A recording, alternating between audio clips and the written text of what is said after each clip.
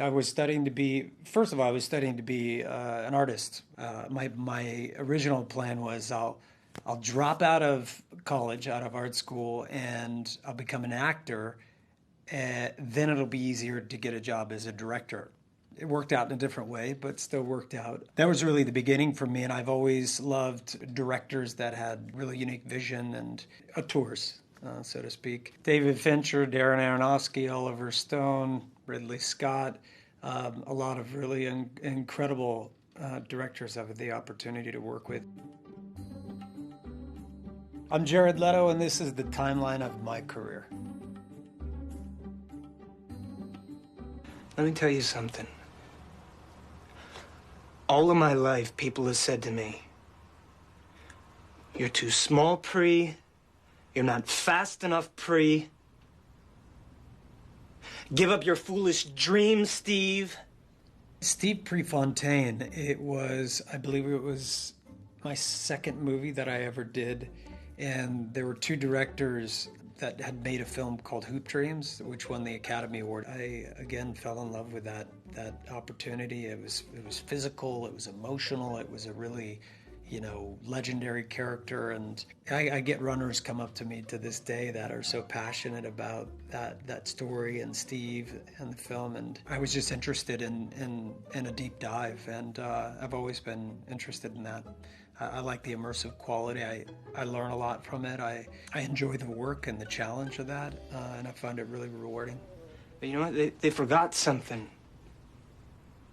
I have to win. There's no fallback here, no great stride, no long legs, nothing. Television, right? I mean, if ever there's a TV junkie, it's the old lady.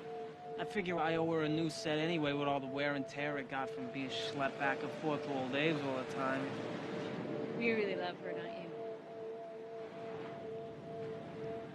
Yeah, I guess so, Requiem for a Dream, just a pivotal experience in my life as an artist, as a person, and working with Darren and that cast was incredible, and it changed me. And I did take a very immersive approach with that project, and I did what I thought needed to be done because I had an opportunity in front of me, and I was willing to do whatever it took, not to let Darren down, not to let the other actors down, not to let Hubert Selby down, and to take this material and to help bring it to life in the best way that I knew. And some of that included, I was living on the streets in the East Village, and I spent a lot of time with people that were in similar circumstances, and people were really gracious and opened up their private moments to me in that time, and we went on a journey together. It's a story about addiction, so I kind of surrounded myself and immersed myself in that world, and it was incredibly informative. I still have, when I think about it, I just have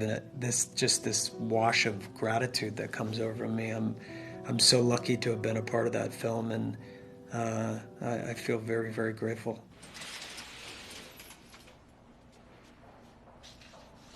I'm Rayo.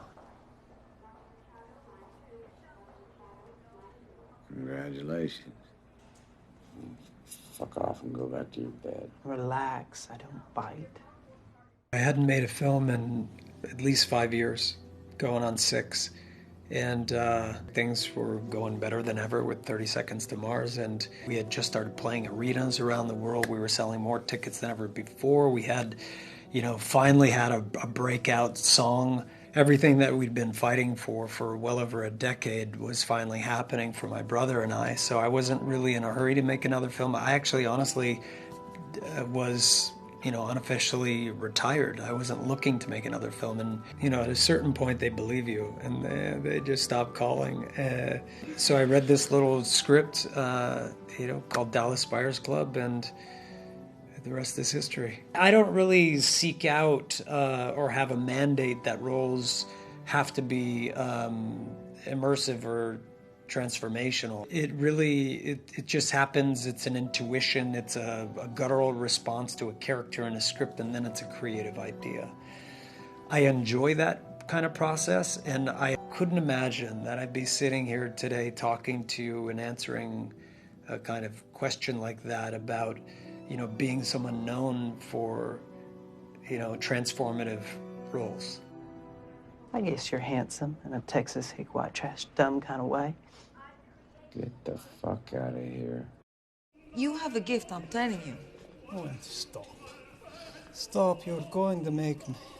You're going to make me cry.